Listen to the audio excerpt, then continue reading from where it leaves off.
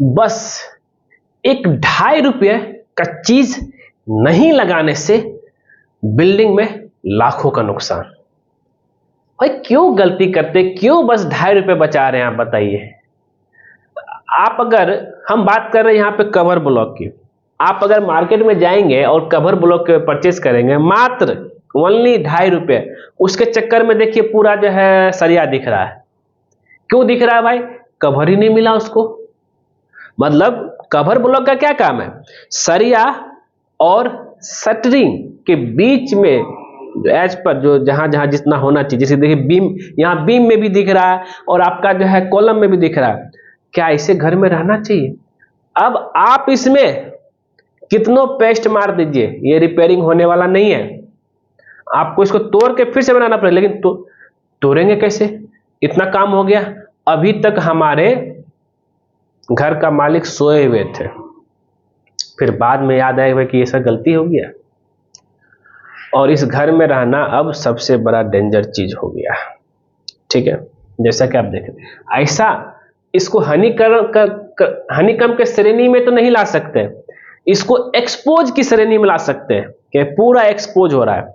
यहाँ पे कंक्रीट का क्वालिटी भी ठीक नहीं है, ये नया नया घर बना है और कवर ब्लॉक भी नहीं दिया गया है। जैसे डिसटरिंग हुआ पूरा जो है आपका कंक्रीट निकल गया जितना बचा हुआ था, और पूरा जो आपका सरिया सरिया दिख रहा है। अब इसके पीछे क्या कारण हो सकता है, और जरा हम सबसे पहले हम कारणों पे देख लेते हैं, फिर इसका सॉल्यूशन पे जाएंगे। हम साथ ही साथ सॉल्यूशन भी बताएंगे, सॉल्यूशन आपको ध्यान में लेकर चलना है। तो expose, why expose? The reason क्या है? पहला है कि भाई जब भी कभी आप कॉलम बनाते हैं तो कॉलम का सेंटर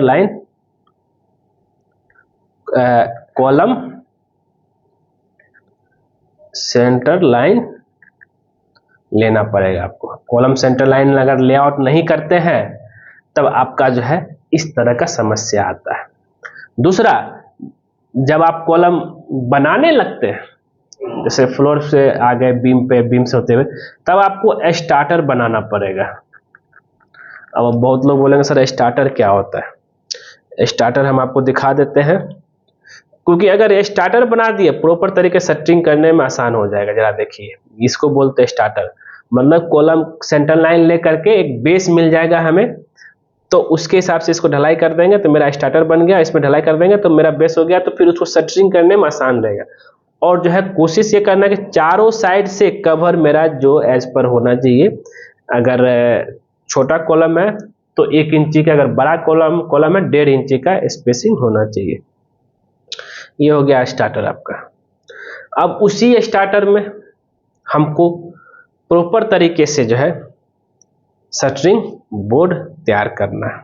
ठीक, तो इसके बारे में आगे डिस्कशन करेंगे। उससे पहले जो है हम देख लेते हैं, तो स्टार्टर नहीं देने की वजह से, स्टार्टर नहीं दिए, कॉलम सेंटर लाइन नहीं किए, और फिर प्रॉपर तरीके से शटरिंग भी कॉलम का अगर नहीं करते हैं अच्छा से, उसके वजह से भी होता है। और शटरिंग के बाद अगर कवर ब्लॉक नहीं लगाते हैं तब होता है। और फिर कवर ब्लॉक नहीं लगाए और कंक्रीट वाइब्रेटर अगर इस्तेमाल नहीं किया उसके वजह से भी होता है। और फिर उसके बाद प्रॉपर तरीके से कंक्रीट पोरिंग भी सही तरीके से अगर नहीं करते हैं, मतलब कंक्रीट डालते समय, उसके वजह से भी इस तरह का समस्या आती है। रीजन आपने समझा। अब हम इसका सॉल्यूशन पे चलेंगे, तो जिससे क्या है कि आपको सारा चीज क्लियर हो जाएगा। सॉल्यूशन की अगर हम बात कर ले तो मैंने पहला आपको यहाँ पे दिखाया था अभी, ये सेंटर लाइन को लेकर के। सेंटर लाइन लेना बहुत जरूरी है। जब भी कभी आप कॉलम का एग्जीक्यूशन का काम करने जा रहे हैं तो उस समय याद रहे कि आपको सेंटर लाइन लीजिए जरूर। सेंटर लाइन लेने से क्या है कि भाई आपको कॉलम सेंटर में रहेगा, कॉलम 1 इंची भी लेफ्ट राइट बिल्कुल नहीं होगा। ठीक है, अब इसमें आगे बात कर लेते हैं। सेंटर लाइन जैसे यहाँ पे लिया जा रहा है, उसके बाद नेक्स्ट आता है कि शटरिंग बोर्ड तैयार करना। शटरिंग बोर्ड, अब उसी जो स्टार्टर जो बनाए थे सेंटर लाइन लेकर के, स्टार्टर में मेरा एक बेस मिल गया चारों साइड से। ठीक, बेस मिल गया, बेस से लगा करके हमको जो है ये इस तरह से कॉलम खड़ा कर देना। हाँ, कोशिश कीजिए कि 4 फीट या 3 फीट हाइट तक जो है एक बार में ढलाई कीजिए, उससे ज़्यादा ना करें।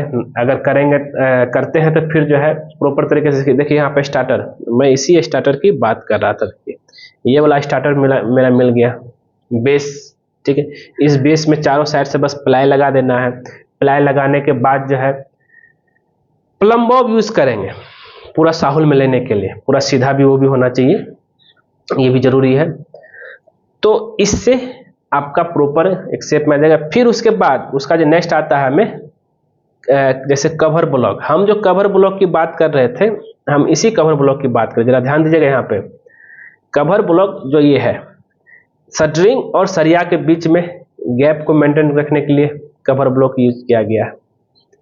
जिससे क्या है, अब अगर ये कवर ब्लॉक इस्तेमाल नहीं करते, ढलाई करते, ये वाला सरिया जो है पूरा इस बोर्ड में सट जाता।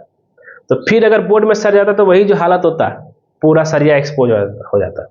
अब यहाँ पे कंक्रीट जाएगा ही नहीं, इस सरिया को कवर करेगा ही नहीं, तो उसके लिए हाँ, अब इसी चीज का दाम है मात्र 2.5 रुपये। ये मल्टीपल है, इसमें आपका 20 mm का भी आता है, 25 mm का भी आता है, 40 mm का, 50 mm का।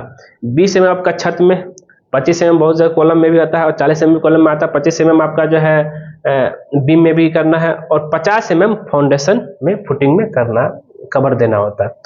तो ये एक तरीका है, बताइए।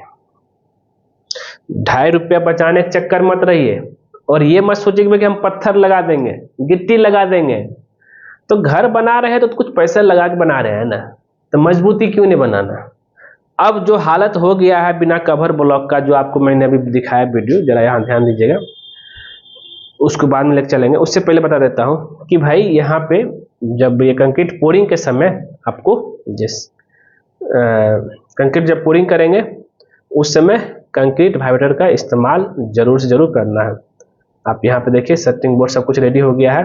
अब कंक्रीट जो है ढलाई किया जा रहा है, ढलाई पोरिंग तो कर रहे हैं, और साथ ही कंक्रीट वाइब्रेटर, जैसे कि हैंड वाइब्रेटर आप देख रहे हैं, हैंड वाइब्रेटर का इस्तेमाल करेंगे, जिससे क्या है कि प्रॉपर तरीके से वो कंपैक्शन हो जाए और कॉलम जो है मजबूत में निकल के बाहर आएगा। जैसे कंक्रीट वाइब्रेटर यहाँ पे इस्तेमाल किया जा रहा है, वाइब्रेटर मतलब इस कंपैक्शन के लिए।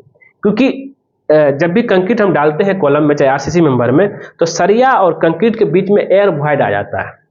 एयर वॉइड को निकालने के लिए जो है हम लोग जो है ये कंक्रीट वाइब्रेटर इस्तेमाल करते हैं।